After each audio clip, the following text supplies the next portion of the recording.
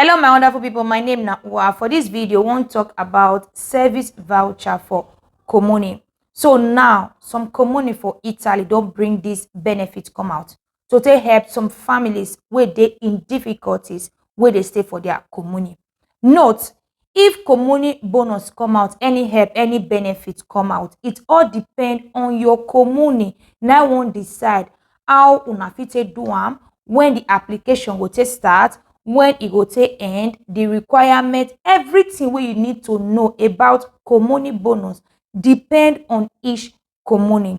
So for this video, we'll talk about Comune be say don still bring this bonus come out to take help families wey dey in difficulties.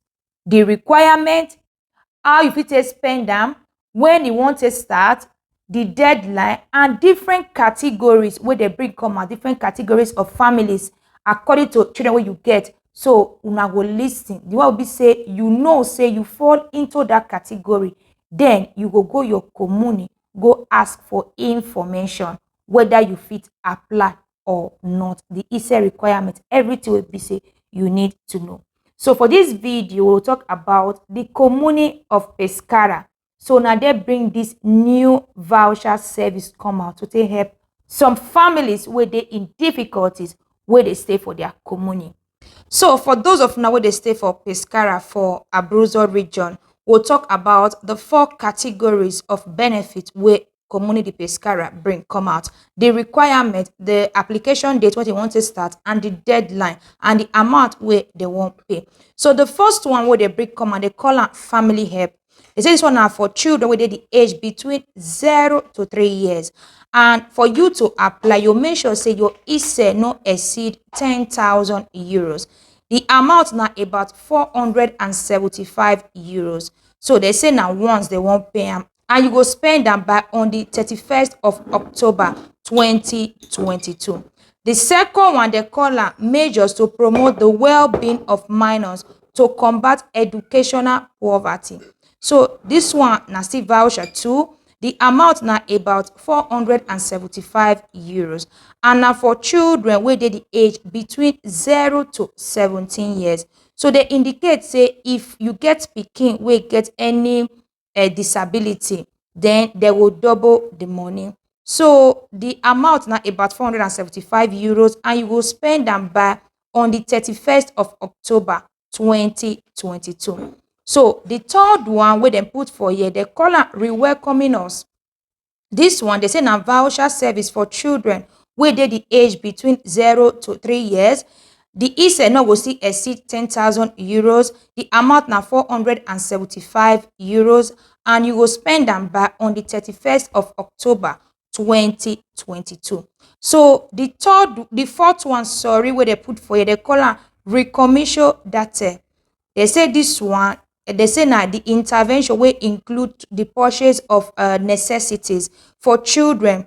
They say if you still use them for adolescents, with they up to the age of 16 years. For pregnant women, for fathers or for mothers, for single fathers or for single mothers in distress, or multi-problem families with children in a situation of economic difficulty or social isolation. So because of the pandemic, maybe their income don't reduce. So for this one now, for you to qualify, they indicate say you will make sure your ISE no exceed 11,000 euros, and the amount now about 355 euros. They won't talk say paid on one of now once they won't pay them, and you will spend them by on the 30th of November 2022.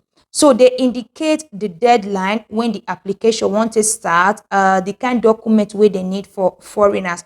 So they indicate the mandatory access requirements are as follow. 1, you go get resident for Pescara.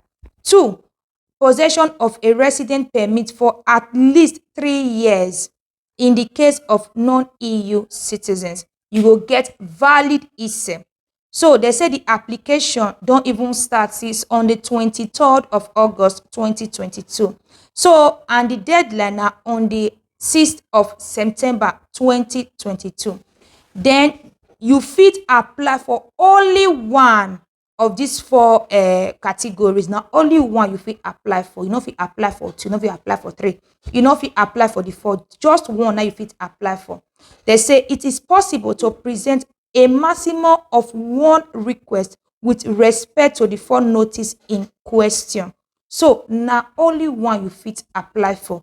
So go your Comune, get the requirement as it dey. So the one you know say you fall into that category, then you fit go apply. So if una get any question concerning this video, una fit go una Comune go ask them. Thank you and remain blessed.